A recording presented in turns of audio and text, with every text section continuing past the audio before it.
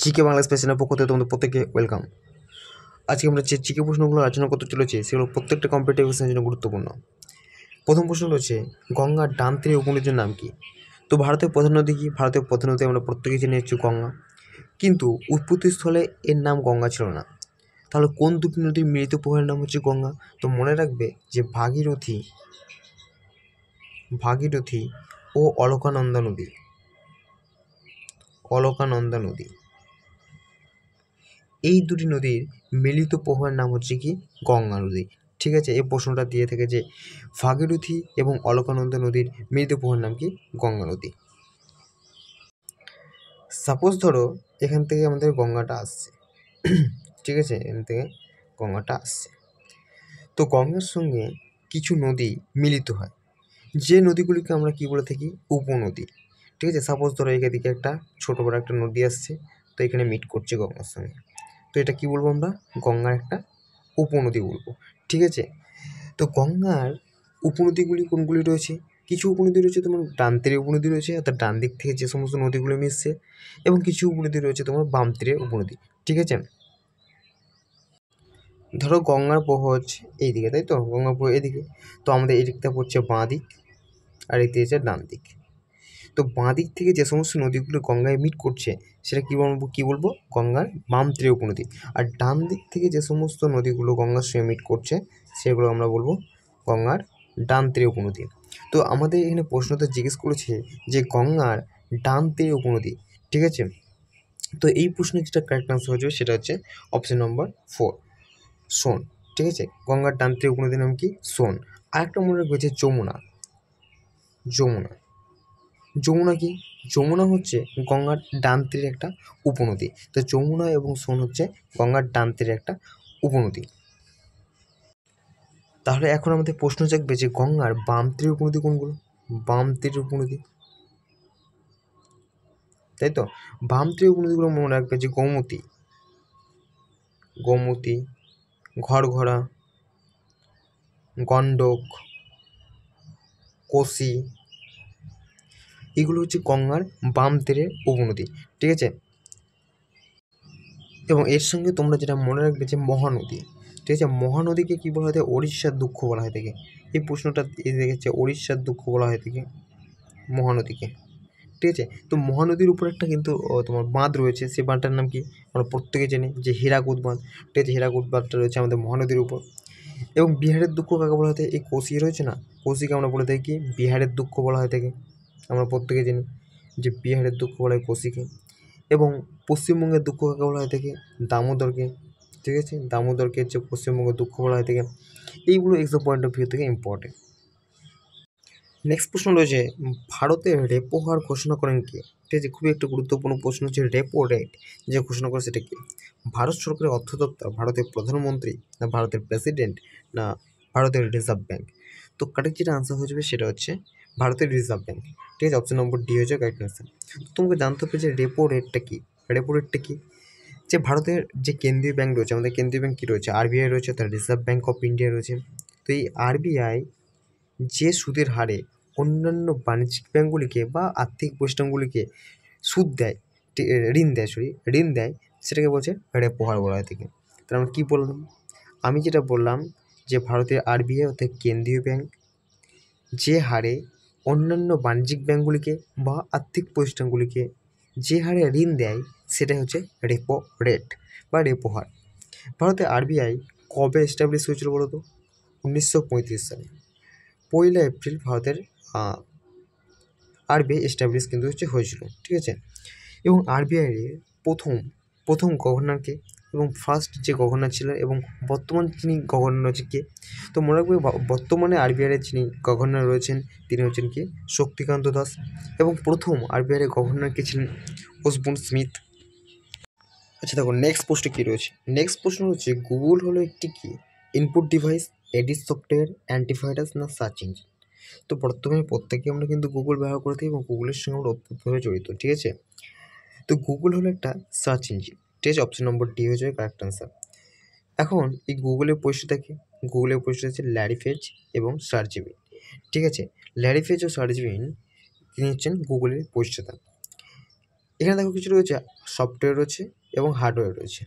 তো এখানে বলে রাখি যে সফটওয়্যার কোনগুলো, হার্ডওয়্যার কোনটা, এগুলো আমরা কিন্তু জানতে হবে।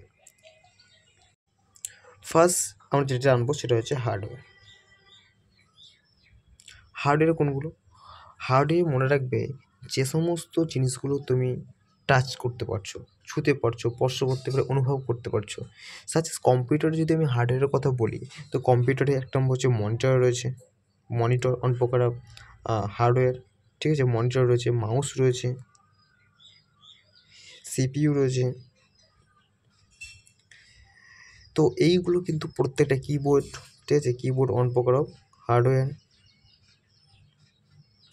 তো এই সমস্ত জিনিসগুলো কী করতে পারবে, তুমি টাচ করতে পারবে, তুমি স্পর্শ করতে পারবে, তুমি অনুভব করতে পারবে। তো এগুলো হচ্ছে হার্ডওয়্যার। সফটওয়্যার কোনগুলো কম্পিউটারে? সফটওয়্যার, তো সফটওয়্যার সেইগুলো যেগুলো তুমি ছুঁতে পারবে না। লাইক একটা উদাহরণ দিলে তুমি বুঝতে পারবে যে তুমি ধরো কম্পিউটারে কী করছো, এক্সেল করছো, এক্সেল, পাওয়ার পয়েন্ট করছো, ঠিক আছে, এক্সেল করছো, পাওয়ার পয়েন্ট করছে, ঠিক আছে, কোডিং করছো। তো এগুলো কিন্তু একটা কিন্তু সফটওয়্যার, যে সফটওয়্যারগুলোর সাহায্যে কিন্তু তুমি এগুলো সম্পূর্ণ করতে পারছো, ঠিক আছে। নেক্সট যে প্রশ্ন রয়েছে, দেখো কত সালে পরিকল্পনা কমিশন গঠিত হয়? তো পরিকল্পনা কমিশনকে ইংরেজিতে বলা হয় প্ল্যানিং কমিশন, ঠিক আছে। তো পরিকল্পনা কমিশন গঠন করার উদ্দেশ্যটা কী ছিল, কেন পরিকল্পনা কমিশন গঠন করা হয়েছিল? তো মনে রাখবে যে 1947 সালে যখন ভারত স্বাধীনতা লাভ করলো, তারপরে যখন যে সরকার গঠন হলো, তারপরে ইন্ডিয়ান কনস্টিটিউশন গঠন হলো, ঠিক আছে। তো এখন ভারতকে যখন স্বাধীনতার পর ভারতকে একটা নির্দিষ্ট স্টেবল জায়গায় নিয়ে যাওয়ার জন্য, ভারতের অর্থনৈতিক দিক থেকে, শিল্প দিক থেকে, কৃষির দিক থেকে, প্রত্যেকটা দিক থেকে দুর্বল ছিল। তো এখন এই ভারতকে একটা নির্দিষ্ট উন্নতির দিকে নিয়ে যাওয়ার জন্য এই কমিশন কিন্তু গঠন করা হয়, ঠিক আছে। 1950 সালে প্ল্যানিং কমিশন বা পরিকল্পনা কমিশন কিন্তু গঠন করা হয় থেকে। এই কমিশন যে সমস্ত সুপারিশগুলো দেবে সেগুলো কিন্তু সরকার কী করবে, তারা ফুলফিল করার জন্য অর্থ বরাদ্দ করবে, ঠিক আছে। তো মনে রাখবে যে এই পরিকল্পনা কমিশনের যে বর্তমান নাম সেটা হচ্ছে নীতি আয়োগ। নীতি আয়োগ হচ্ছে পরিকল্পনা কমিশনের বর্তমান নায়কের পাল্টিতে নীতি আয়োগ রাখা হচ্ছে। এবং এই নীতি আয়োগ কবে রাখা হয়েছে? 2015 সালে। 2015 সালে পরিকল্পনা কমিশনকে নাম পাল্টিতে রাখা হলো নীতি আয়োগ। নেক্সট প্রশ্ন হচ্ছে বায়ুমণ্ডলের সর্ববহিষ্ঠ স্তর, একবারে সবচেয়ে বাইরের যে স্তর সেটা হচ্ছে কি? ফার্স্ট অফ অল এটা যদি আমাদের আর্থ হয়ে থাকে, ঠিক আছে, আর্থ তো আমাদের একদম গোল নয়। তো কোথাও সুদূচ্চ তোমার হিমালয় পর্বত রয়েছে, কোথাও মারিয়ানা খাত রয়েছে, তো কীভাবে আর্থ গোল হতে পারে, ঠিক আছে। এটা ধরো সাপোজ কল্পনা করে এটা হচ্ছে আমাদের আর্থ। তো আর্থের ভূপৃষ্ঠ থেকে প্রায় 10,000 কিলোমিটার পর্যন্ত তুমি চলে যাও, 10,000 কিলোমিটার পর্যন্ত আমাদের এই বায়ুমণ্ডল কিন্তু বিস্তৃত, ঠিক আছে। তো বায়ুমণ্ডলের যে বিভিন্ন তুমি লেয়ার পাবে, ফার্স্ট অফ অল তুমি যে লেয়ারটা পাবে সেটা হচ্ছে ট্রপোস্ফিয়ার লেয়ার, তারপরে তুমি স্ট্র্যাটোস্ফিয়ার পাবে, তারপরে মেসোস্ফিয়ার পাবে, হ্যাঁ, তারপরে তুমি আরও লেয়ার পাবে। মেসোস্ফিয়ারের পর তুমি পাবে থার্মোস্ফিয়ার, তারপরে এক্সোস্ফিয়ার পাবে, ঠিক আছে। তো এরকমভাবে তুমি লেয়ার পেতে থাকবে। তো বায়ুমণ্ডল 10,000 কিলোমিটার পর্যন্ত বিস্তৃত, এবং বায়ুমণ্ডলের যে সবচেয়ে বাইরের স্তর, মানে এই যে স্তরটা রয়েছে, মানে সবচেয়ে লাস্টের যে স্তর, সেই স্তরটার নাম কি, ঠিক আছে। তো এখানে এই অপশনগুলো আমরা যদি দেখিয়ে দেখো, এক্সোস্ফিয়ার, আয়নোস্ফিয়ার, স্ট্র্যাটোস্ফিয়ার না ট্রপোস্ফিয়ার। তো লাস্টে যেটা স্তর হচ্ছে সেটা হচ্ছে এক্সোস্ফিয়ার, ঠিক আছে। তো অনেকে বলে যে ম্যাগনেটোস্ফিয়ারও তো রয়েছে, এখানে কিন্তু অপশনে কিন্তু নেই ম্যাগনেটোস্ফিয়ার। তো ম্যাগনেটোস্ফিয়ারের দিকে আমরা যাবো না, ঠিক আছে। এখন দেখো আমরা যদি এই স্তরগুলো আলোচনা করতে চাই, তো প্রত্যেকটা স্তরে কিন্তু বিশেষ বিশেষ বৈশিষ্ট্য রয়েছে। তো ট্রপোস্ফিয়ার স্তরকে আমরা বলে থাকি কি, ক্ষুদ্রমণ্ডল বলে থাকি, ঝড় বৃষ্টি, ঝড় ঝঞ্ঝা সব কিছু কিন্তু এই স্তরে কিন্তু হয়ে থাকে। তার জন্য কী বলা হয়, ক্ষুদ্রমণ্ডল বলা হয় থেকে, আমরা প্রত্যেকেই জানি। এখানে কি দেখতে পাওয়া যায়, নর্মাল ল্যাব স্টেট দেখতে পাওয়া যায়। কী দেখতে পাওয়া যায়, নর্মাল ল্যাব স্টেট, ঠিক আছে। তো কি প্রতি তোমার 1000 মিটার বা 1 কিলোমিটার উচ্চতা বৃদ্ধিতে 6.4 ডিগ্রি সেন্টিগ্রেড বা 6.5 ডিগ্রি সেন্টিগ্রেড হারে উষ্ণতা কমতে থাকে, ঠিক আছে। এটা অল আউট অ্যাভারেজ। কোথাও দেখতে পাবেন 6.4 ডিগ্রি সেন্টিগ্রেড, কোথাও বা দেখতে পাবে 6.5 ডিগ্রি সেন্টিগ্রেড, ঠিক আছে। এটা কিন্তু অ্যাভারেজ। তো এটা মনে রাখবেন যে একবারে সঠিক, ঠিক আছে। তো স্ট্র্যাটোস্ফিয়ার স্তরে আমরা কী দেখতে পাই, স্ট্র্যাটোস্ফিয়ার স্তরে আমরা দেখতে পাই ওজোন স্তর। এই ওজোন স্তর কী করে, সূর্যের থেকে আসা অতিবেগুনি রশ্মি কী করে শোষণ করার পর পৃথিবীর জীবজগৎ এবং প্রাণীগুলোকে রক্ষা করে থাকে। মেসোস্ফিয়ারে কী হয়ে থাকে, মেসোস্ফিয়ারের যে বায়ুমণ্ডল থেকে যে সমস্ত উল্কাপাতগুলো হয়ে থাকে, ঠিক আছে, সেগুলো মেসোস্ফিয়ারে এসেই কিন্তু ছাই হয়ে যায়, আর পৃথিবীর বৃষ্টি কিন্তু পড়তে পারে না।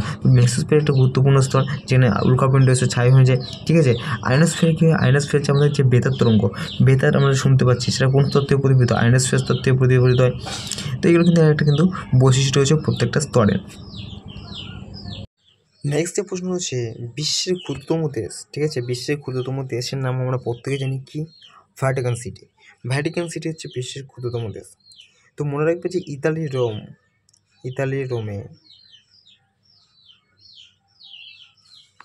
রোমে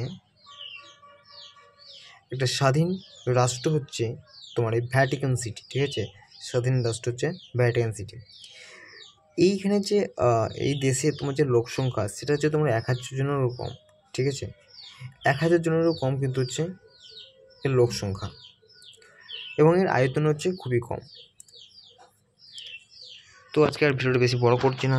ভিডিওটা ভালো লাগলে ভিডিওটা করতে লাইক আছে, চ্যানেল এখন প্রথম চ্যানেলটা করতে সাবস্ক্রাইব।